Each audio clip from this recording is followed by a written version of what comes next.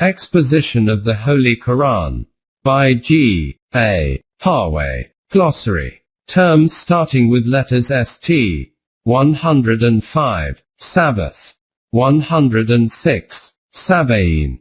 107. Sabarin. Sad Bar Ra. 108. Sadaqat. Sad Dal Qaf. 109. Cyber. Sin Bar Ya. 110. Salat. Sad Lam Wao, Sad Lam Ya. 111. Saleh. 112. Salihin. Sad Lam Ha. 113. Shaitan. Shin Ta Noon. 114. Sharia, Shariat. Shin Ra An. 115. Shiatin. 116. Shirk Mushrik, Mushrikin. Shin Ra Kaf. 117. Shuaib. 118. Solomon, Suleiman. 119. Surah, or Surah. 120. Taqwa. Waoqaf Ya. 121. Tawbah. Ta Wao Bar. 122. Tawab. 123. Tayab. Ta Ya Bar. 124. Thamad. 125. Taurah, the Torah. Glossary. 105. Sabbath. Sabbath is the Jewish word for Saturday. Jews do not work on this day, believing that Allah made this world in 6 days, and on the 7th he rested. It starts on the evening of Friday and continues throughout Saturday. Jews were told. 4. 154. To observe the laws regarding Sabbath, but they disputed amongst each other. 16. 124. And broke their promise. 7. 163. 106. Sabain. Sabain have been mentioned in the Holy Quran, along with other religious sects prevalent in Arabian society at that time. 2. 62. 5. 69. 22. 17. The Holy Quran has not given details about them, except that they were also invited to accept Islam. 107. Sabarin. Sad Bar Ra. Sabr means to continuously remain busy in the achievement of an objective, so the basic meanings are steadfastness, forbearance, or to keep on the struggle. As Sabiro is the cloud which remains static at one place around the clock and does not move here or there. Also means a mountain. Taj. Al-Asbira are those camels or goats which regularly return to their masters, morning or evening, and do not keep away from them. Taj, lane. As Sabora is that lump of earth or stone which is kept in a boat so that it remains stable and does not get unbalanced. Mohit. As Subrata is that heap of grain, which has not yet been weighed or measured. Taj. Sabran also means to stop, prevent, to imprison. Ibn Faris. Yamin as-Sab is an oath taken under duress. Taj. Verse 2. 61. Says, O Moses, we cannot persist at one type of food. Lan Nasbira, Ayla Taman Wahidan. Verse 2. 250. Explains the basic meaning of Sabr, O our Rab, grant us enough perseverance to remain steadfast and firm. In verse 18, 67-68, Sabr has been used to say, you would not be able to remain patient, and how will you be able to bear with that which is beyond your knowledge or comprehension? Verse 8, 65, is very important and explains the basic meanings. It says, if there are, for instance, 20 men among you, who can remain steadfast and firm, Sabarun, they would overcome 200 of the opposing force. These are the people who are called Sabarin, who remain steadfast in adverse circumstances or difficult situations. The next verse, 8, 66, explains that if you are weak, i.e., not fully equipped or trained, then the ratio is lowered. 100 would vanquish 200 and 1000 would overcome 2000 provided they remained steadfast and firm. Sabareen. What a pity that today the meaning of sabr is just the opposite. It shows a state of helplessness when nothing else can be done. The Quranic concept was to remain steadfast and firm and to overtake one another in this field. 199. A nation can only progress or retain a place of respect if it is steadfast. But if it becomes inactive and helpless, then the laws of Allah would not come to their help, as they only help the Sabareen. In Allah Ma'as Sabareen. In 157. Allah says, these are the people who are considered to be eminently deserving the blessings and laudation of their Creator and Sustainer. 108. Sadaqat. Sad dal qaf. It basically means power, energy and solid fact.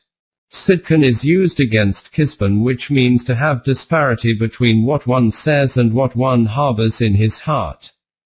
Therefore sidqan means such a strong truth, where the tongue and heart are fully unified.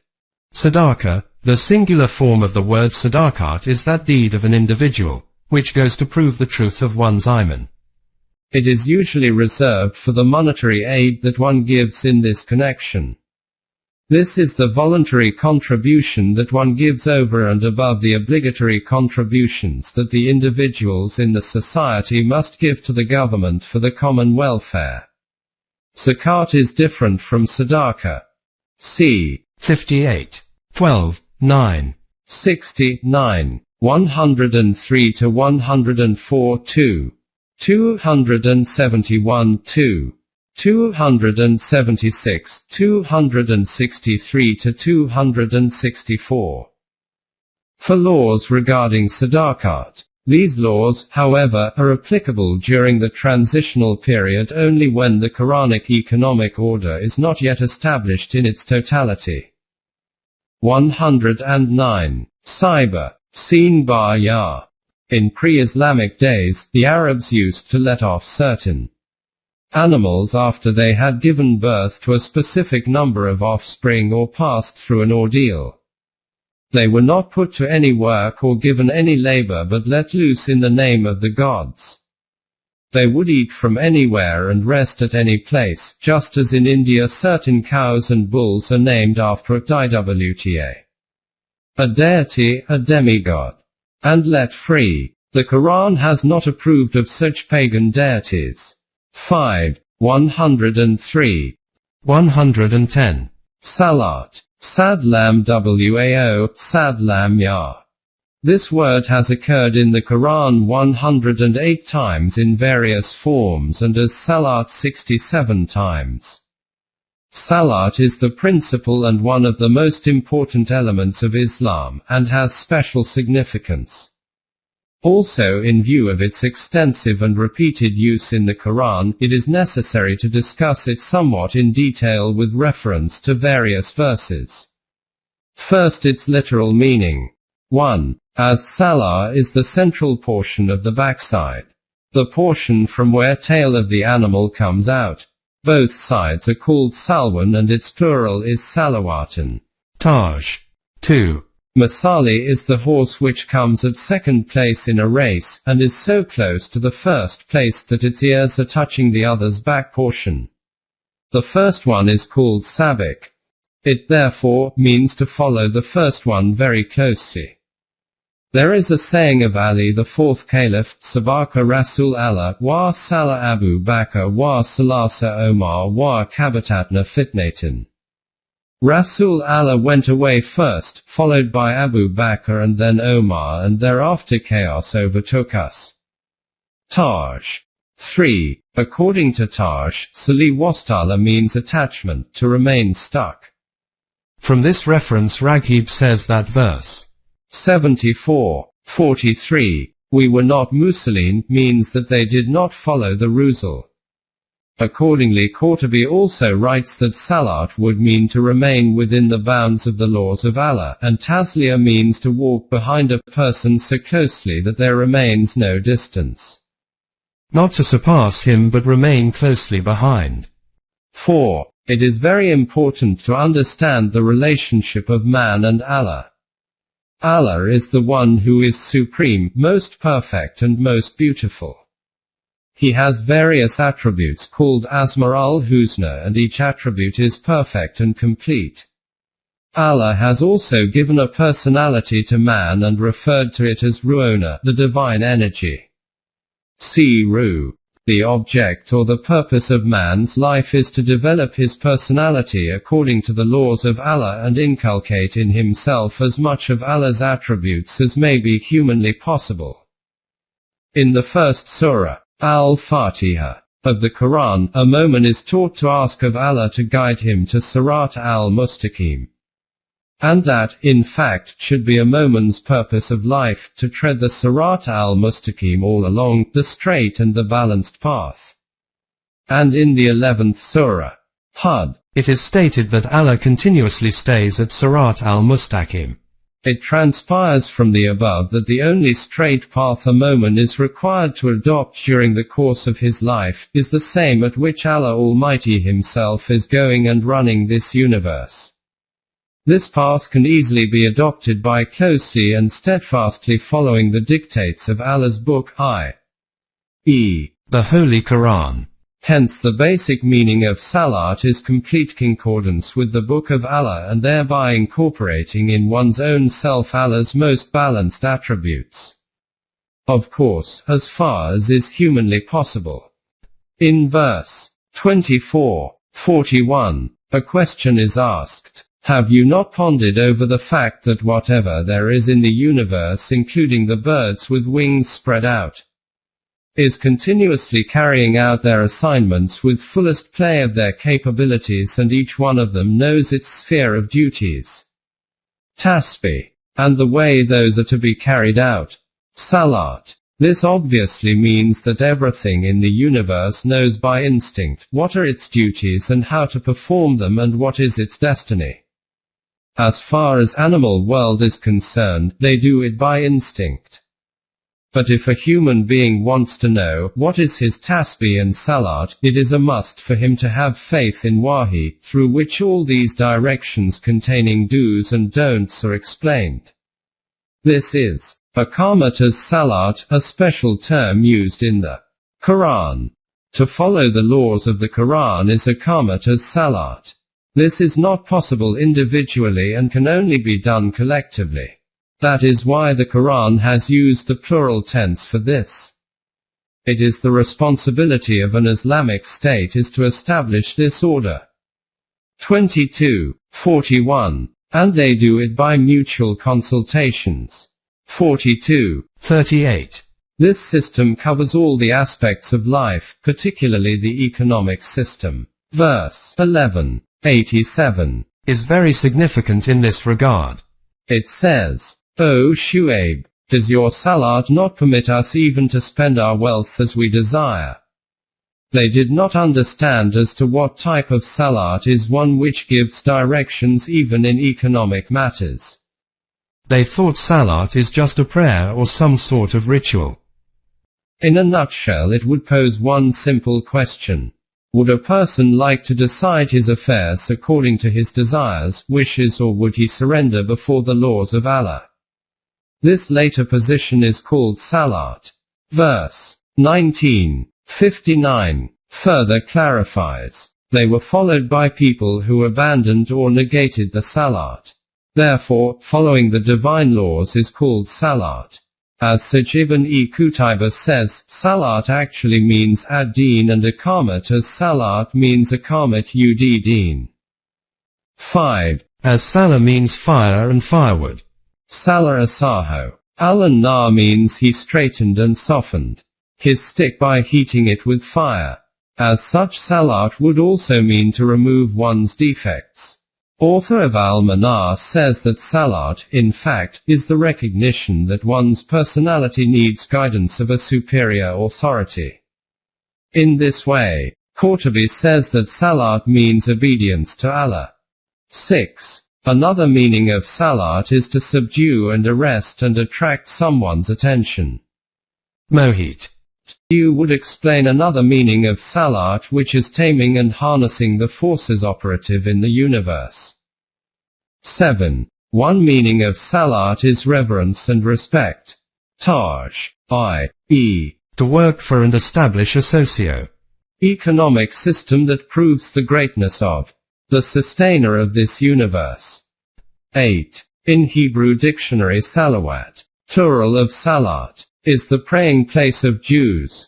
In verse 22:40, this word is used in that context.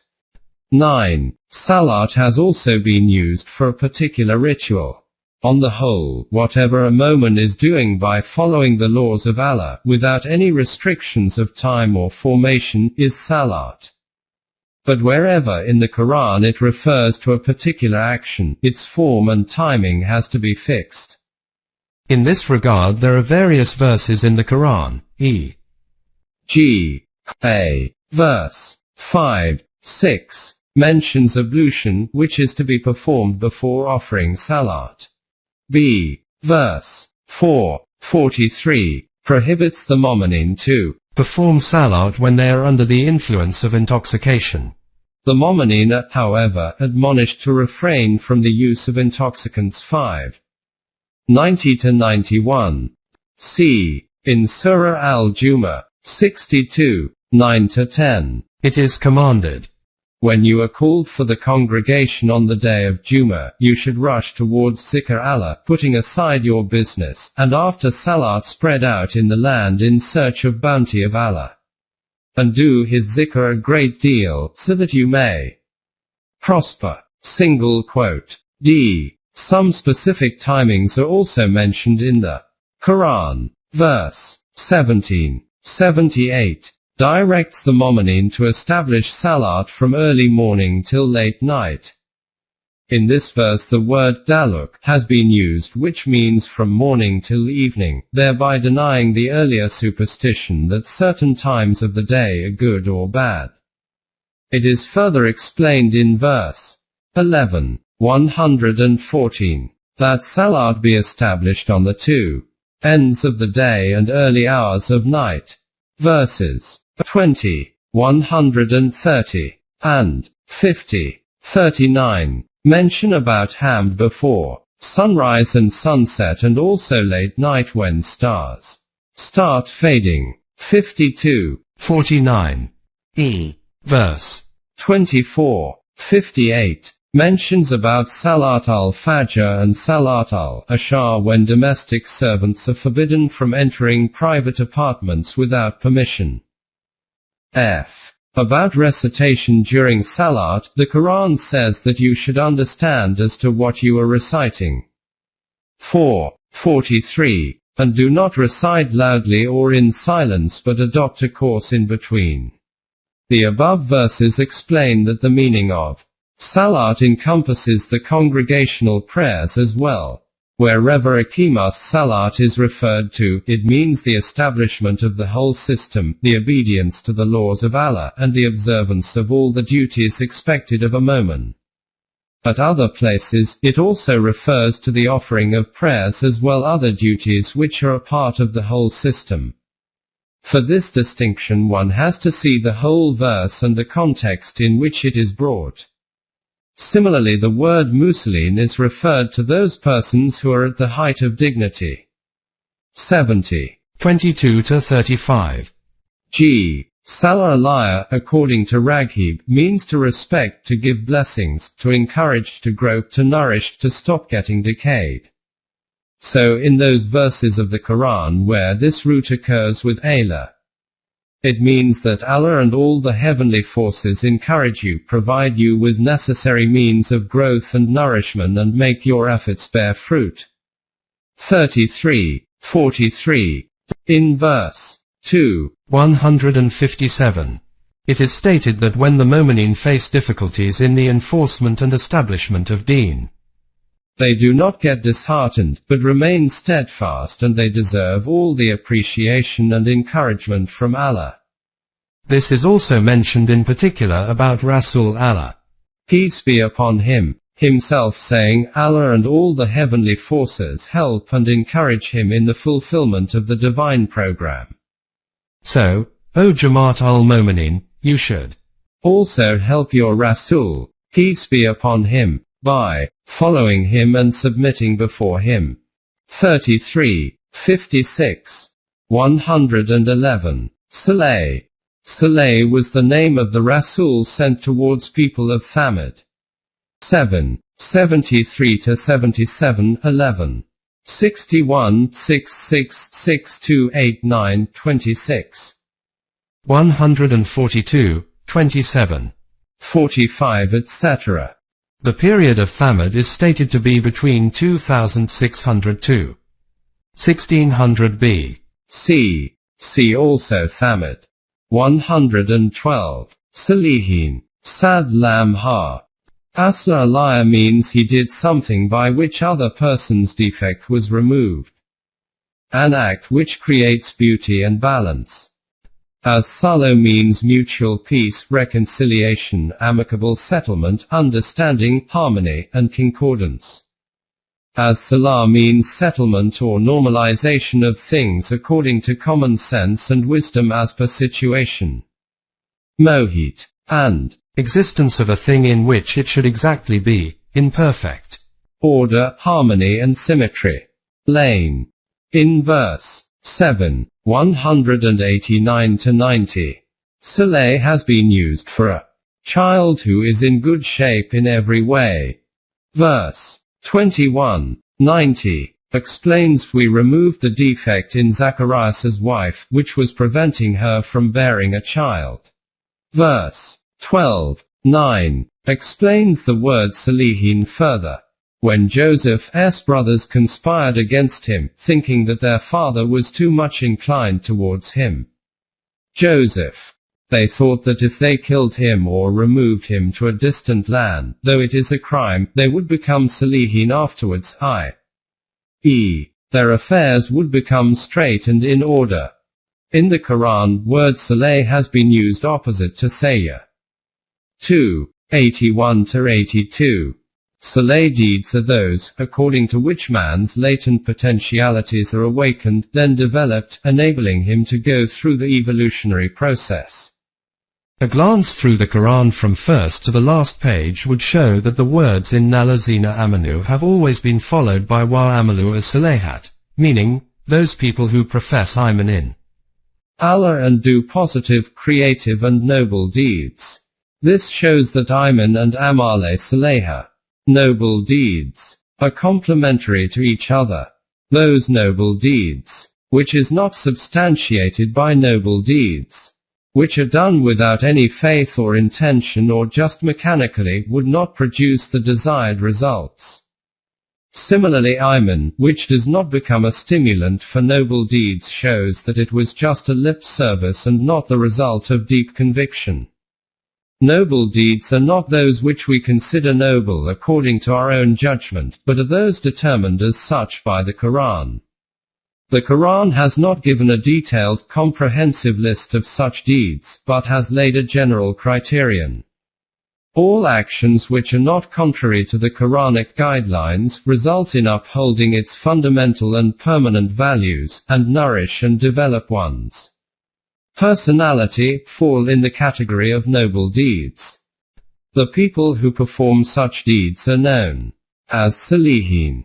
113. Shaitan. Sheen Ta Noon.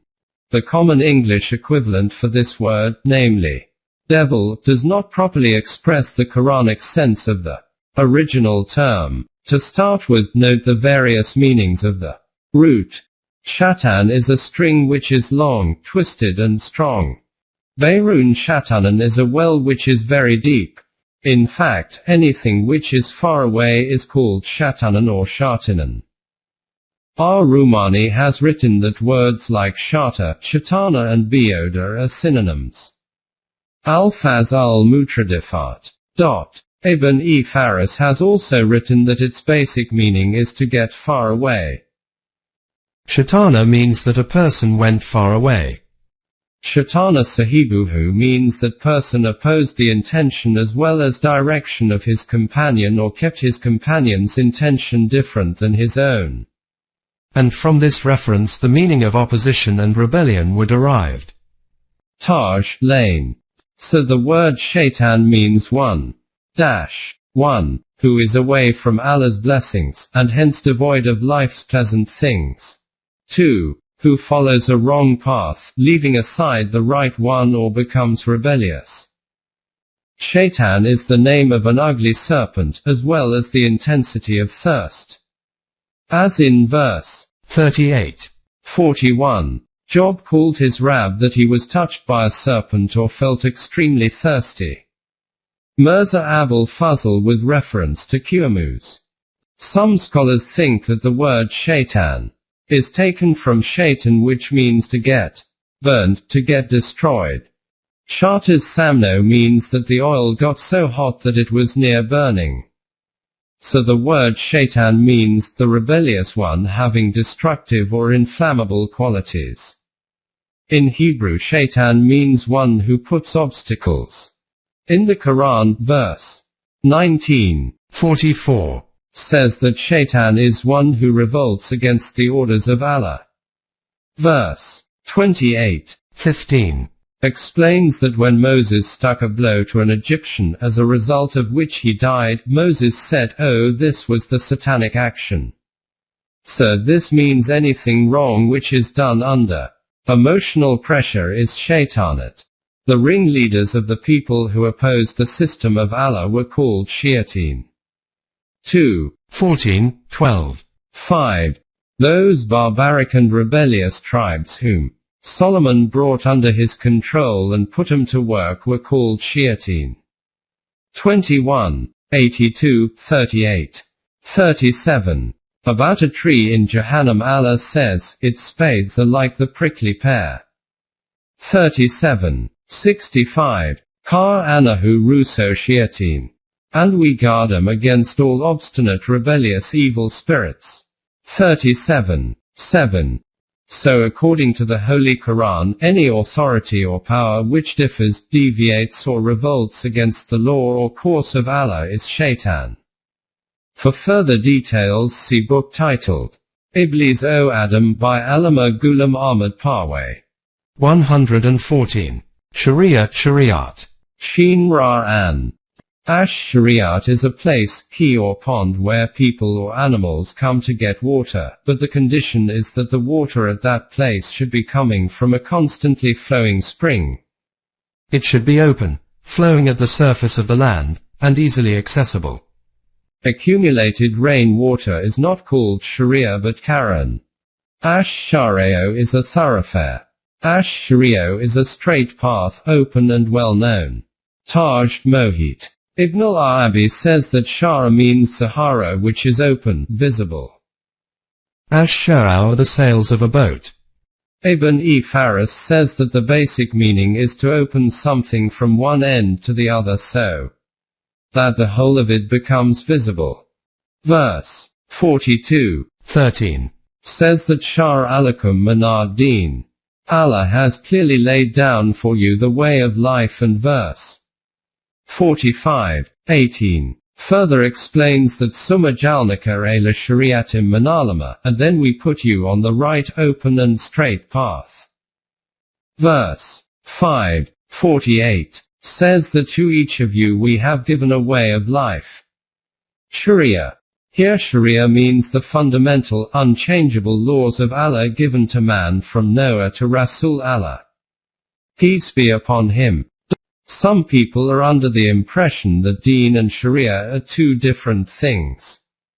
It is not so. The Holy Quran lays down the fundamental laws, except in certain circumstances where even details are given, and the working details are left out to be determined by the people according to their specific circumstance.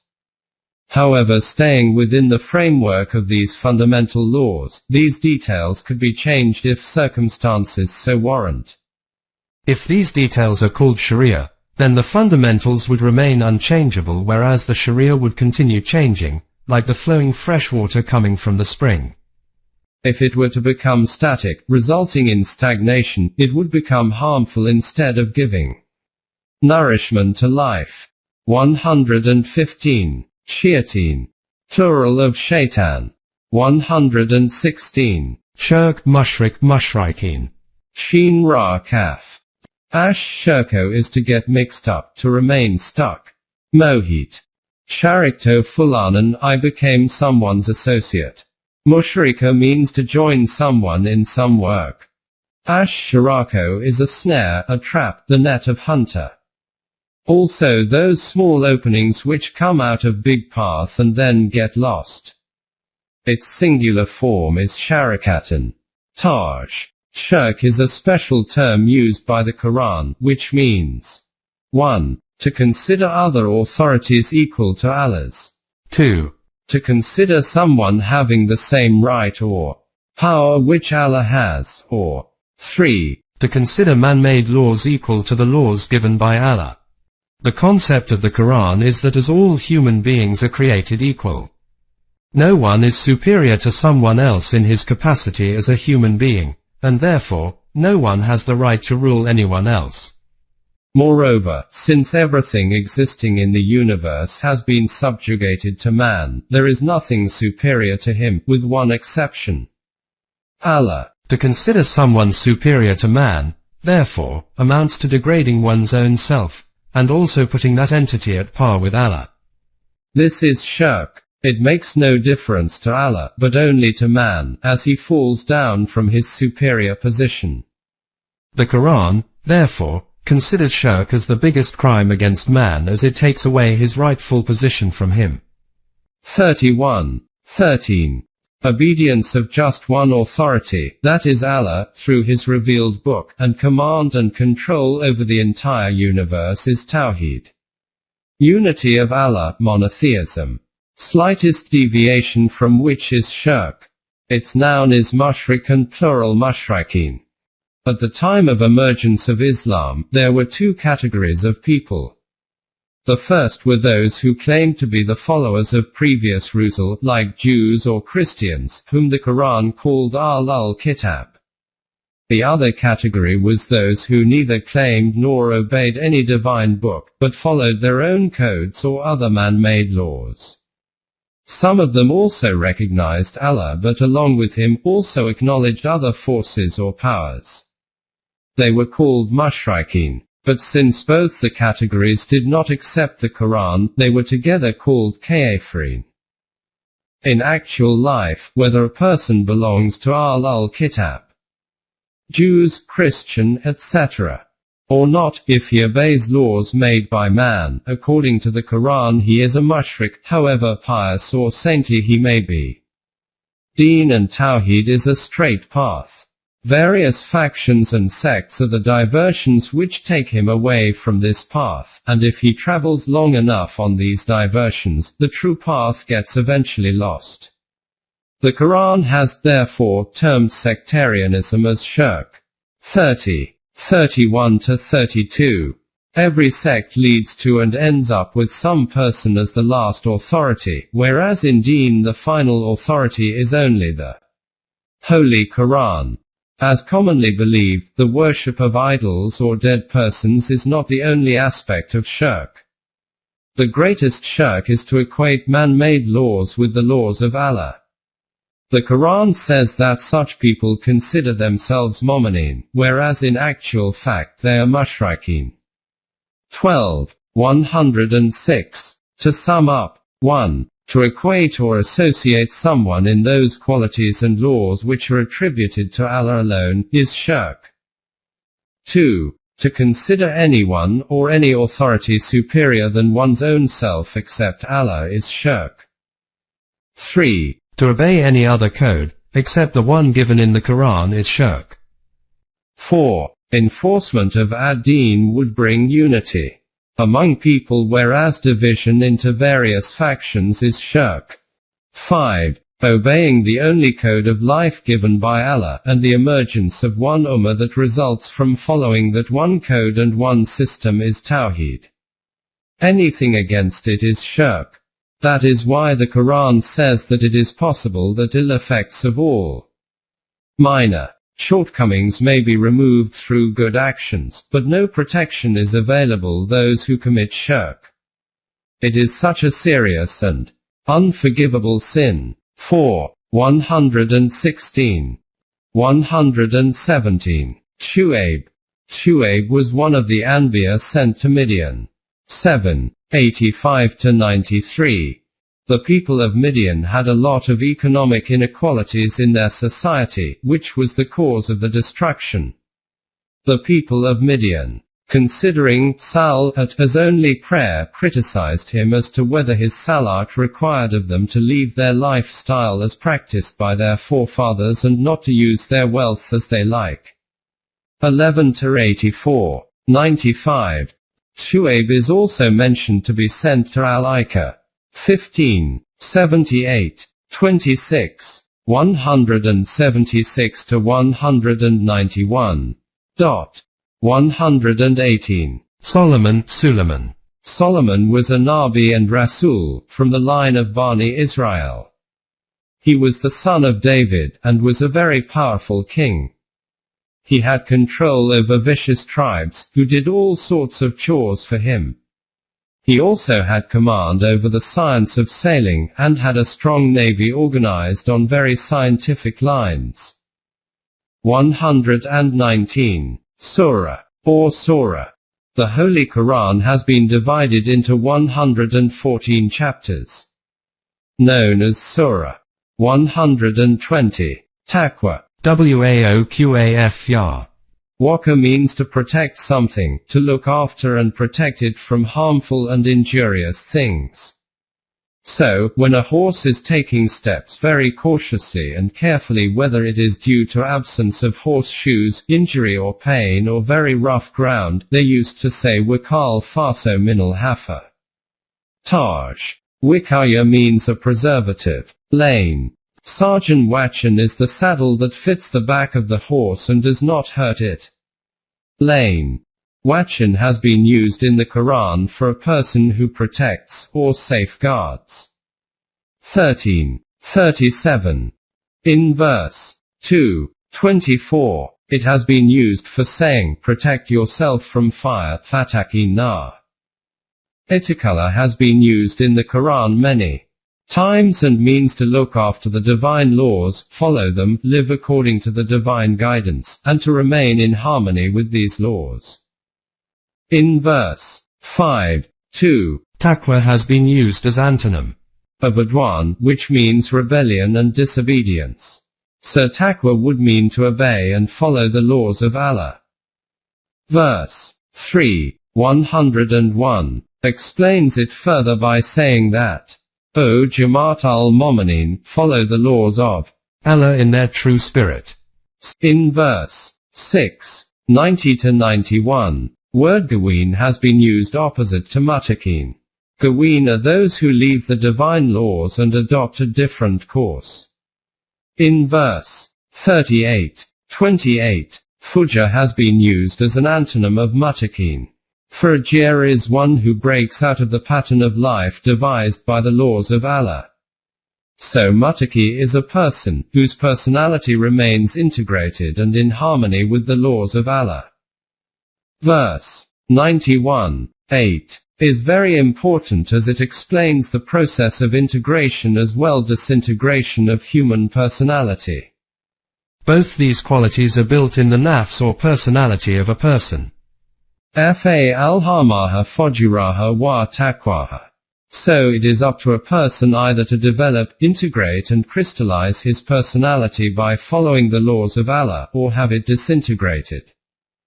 Surah Al-Muhammad says that there are some people who follow their own ambitions, feelings or desires, and others who follow the laws of Allah. This second category gets or attains their taqwa. 47:17 Ataham taqwayam. Therefore Mutakin are those people who keep away from things that are harmful to their personalities, by remaining in harmony with the laws of Allah, and thus get their personalities developed.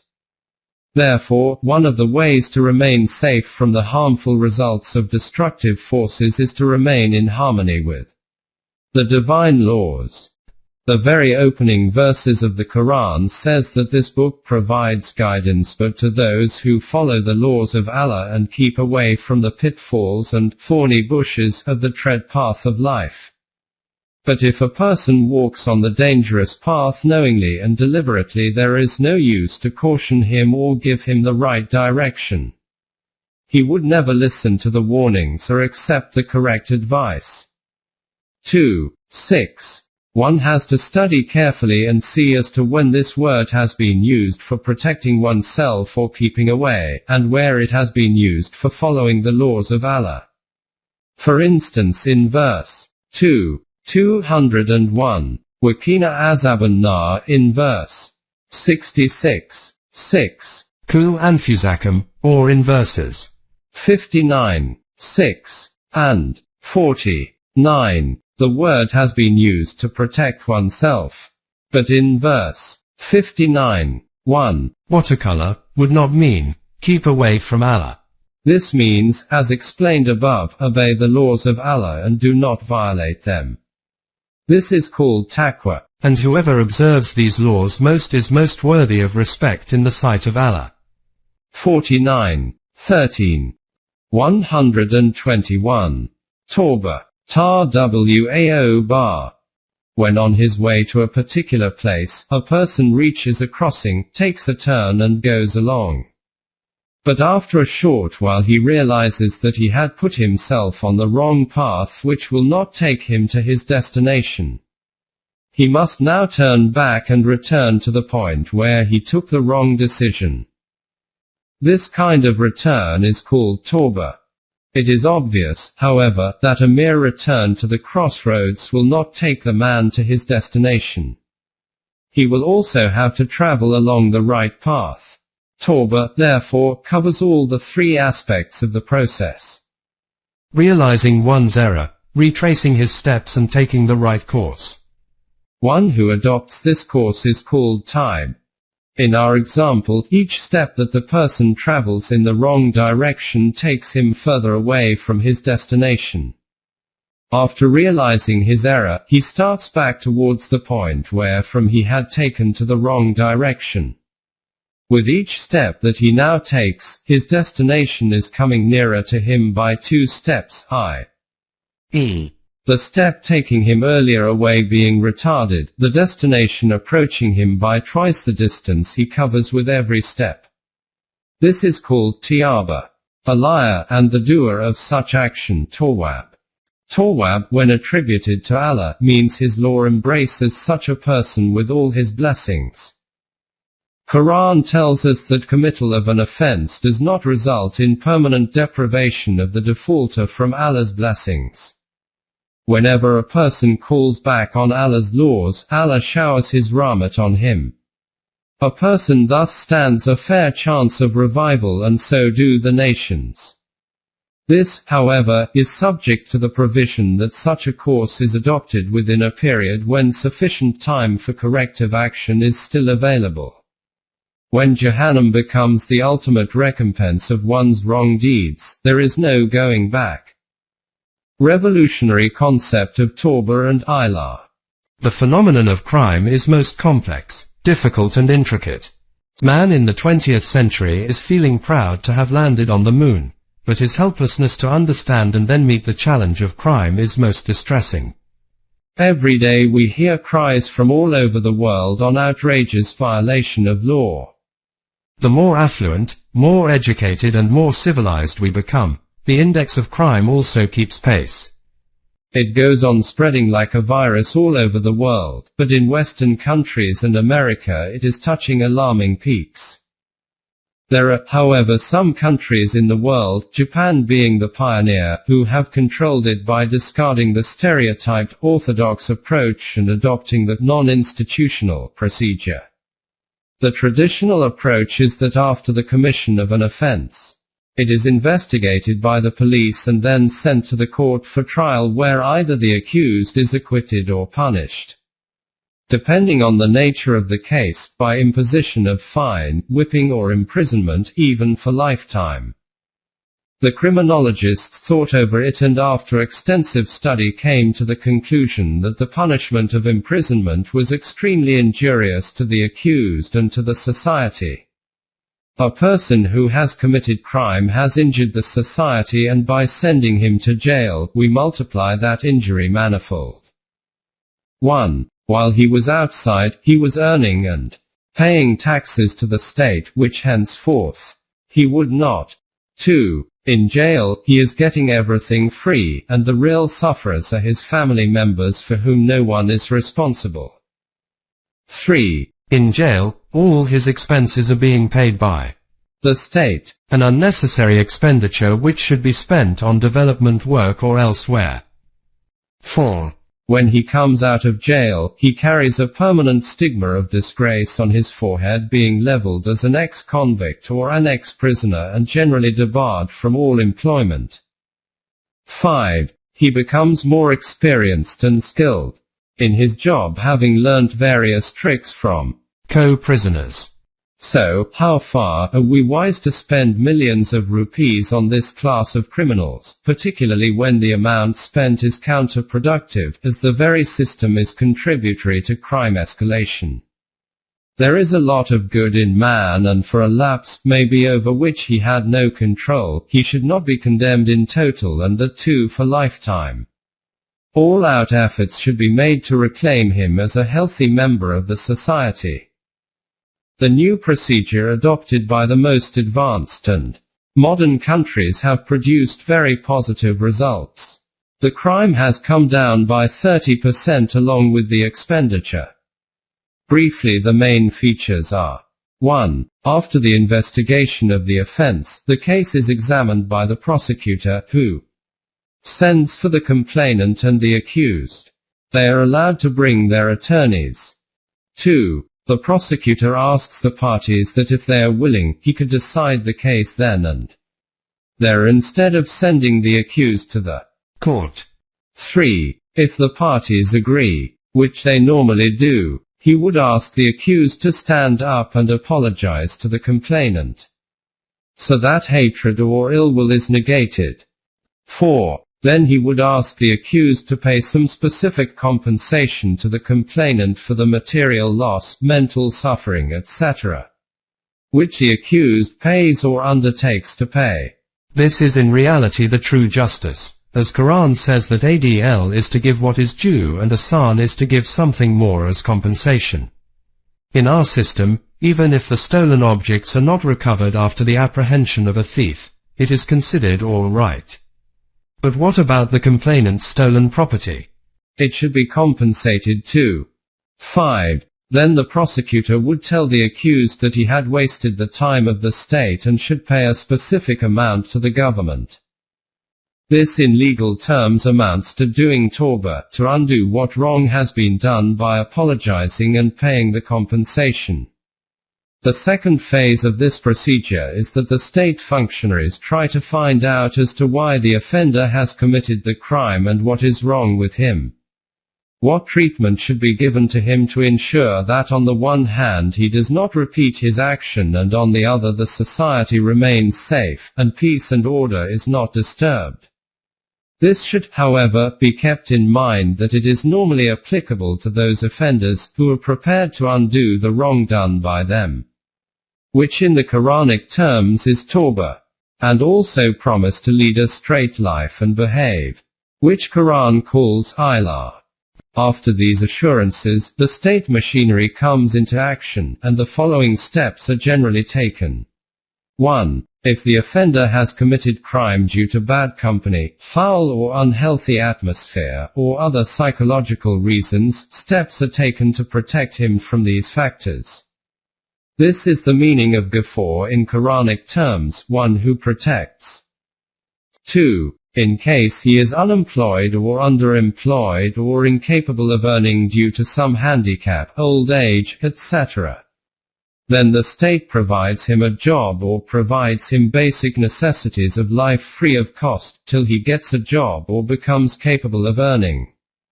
This, in Quranic terms, is the attribute of Rahim, that authority which provides sources of nourishment free of cost. In a nutshell, the offender promises to a. Undo the wrong done and b. Reform himself, and after these two conditions are fulfilled the state c. Takes steps to protect him from all possible ill effects of the society and d. Provides him all basic necessities of life, free of cost, till he is capable of earning and is well settled. This is called the most modern approach to the solution of crime, and by adopting this, some countries have brought down the crime considerably. Now see the wisdom of the Holy Quran, where Allah Almighty says, 122. Tawwab. One of the attributes of Allah.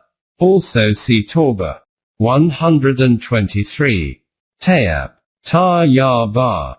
Raghib says that tayyab is something with which one's senses as well as the nafs relishes, i.e., a thing which is pleasant to see, hear, smell and eat, and also nourishes the nafs. Atuba is the feminine gender of atyabo, as well as its origin, means extremely pleasant, refreshing, life full of happiness. Tamun tayyaban means a food that can be easily swallowed. Morn tayyaban is pleasant water. Atibo is perfume. Taj. Tabatil ardu tiban means the land became fertile and grass grew on it. Taj. Word. Kabiz is used as its antonym. It is further explained in Surah Ibrahim 14, verses 24 to 26. It has stated about Shajaratan tayyabatan, a tayyab tree. A tree whose roots are firmly ingrained into the earth, and whose branches are spreading aloft, and bears fruit round the year. In verse 34:15, Baldatan Tayyabatan is attributed to a city which is surrounded by gardens on right and left, and eatables are in abundance. So when Allah says that we bestow upon a moment Hayatan Tayyabatan, it means life full of happiness and pleasant things. Use of such things would be pleasant to their senses as well as to the mind. About haram and halal, the Quran says that one can eat anything which is halal and also tayyab, i.e., it is not necessary or compulsory to eat something simply because it is halal, but it should also be pleasant, refreshing or tasty. The choice is left open, but leave those which are declared haram. Similarly, it says that out of the women who can be married, one can marry anyone one likes. Martiyaba Lakam. 4:3. In verse 3:37, the Quran mentions about the offspring who are virtuous, physically healthy and source of happiness to the parents. Zuriyatan Tayyabatan. 124. Thamud. Amongst the people mentioned by Holy Quran as historical evidence, Thamud have been mentioned in detail. Nabi Saleh had been sent to them to correct their ways. Their main crime was privatization of means of subsistence given to mankind by Allah, such as land and water, etc. The poor people's animals were not allowed to drink water from the natural water course. C7, 73:11, 61-68, 17. 59:26, 141-159 for reference. 125. Taurah. The Torah. Some people say that its origin is from word wayun, which means to enlighten. Taj. However, the correct version is given in Mohit, which says that this is an Arabicized version of Torah, which is a Hebrew word and means Sharia and laws. Its plural is Taurah, i.e., laws and direction. Mohit. It is commonly believed that Torah is the name of the book revealed to Moses, but the Holy Quran does not mention it as such. It says that Torah was not revealed until after Abraham. 3:64, even after Jacob. 3:92, and before Jesus. 5:46. This was a divine guidance for the Jews and contained Allah's directions. 5:43. The Anbiya of Bani Israel and their priests, rabbis, used to give instructions and take decisions. 5:44. So according to the Quran, Torah is the collection of those books which were revealed to the Anbiya of Jews before Jesus. This is also called the Old Testament and contains 39 books including Asfar Musa, referred to as Suhuf Musa in the Quran. 87:19. And Book of Moses. 46:12. According to the customs prevailing in those days, it was written on stone tablets. 7:145. At present in the aforementioned 39 books, at least 11 other books have not been included, although their references are found therein. This shows that the Old Testament is not complete. In the books related to Moses, Asfar Musa, there are stories mentioned relating to the death and events occurring after the demise of Moses. This shows that at least one portion was added after the death of Moses. It cannot be said with certainty about the exact period when the Old Testament was compiled, or who actually compiled it.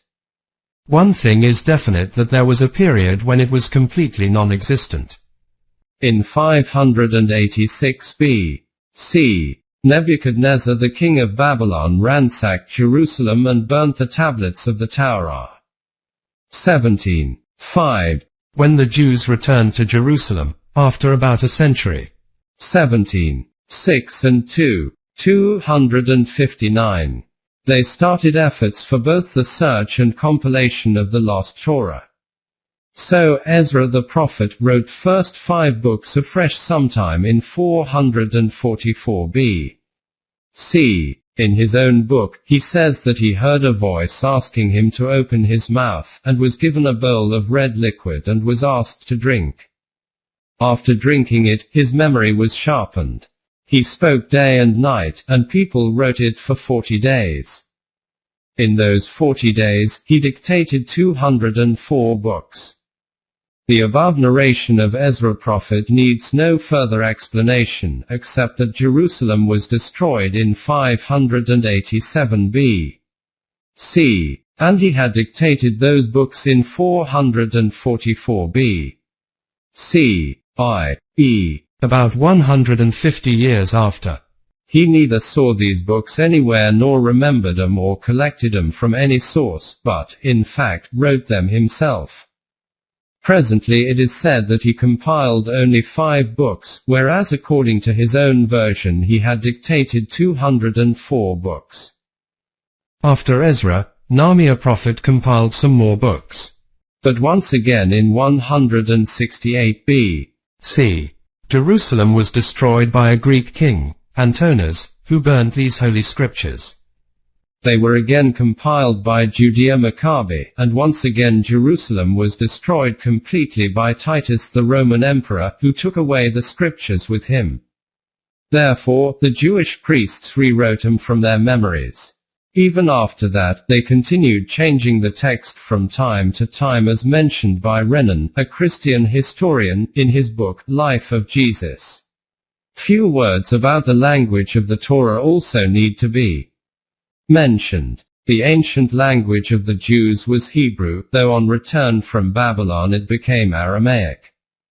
But none of their books was either in Hebrew or in Aramaic, all the books were in Greek. They were then translated into Hebrew. The Greek version was lying in the library at Alexandria, which was burnt by the Christians. In 394 A.D., Saint Jerome got them translated in Latin, which was known as Vulgate. No one knows the source of Saint Jerome. Even today various versions of the Torah available in the world have lot of discrepancies. The first edition was printed in 1488 A.D., and when the second edition was printed in 1750 A.D., it differed at 12,000 places. This second edition is today known as the Old Testament. This is the authenticity of the Old Testament, which is presented before the world as the revealed divine book. When the Holy Quran directs the Muslims to bring faith on the previous revealed books, it does not expect the Muslims to have faith in their contents. The Quran says that their contents were changed. The direction, however, means to have faith that the earlier Anbiya were also given the divine books.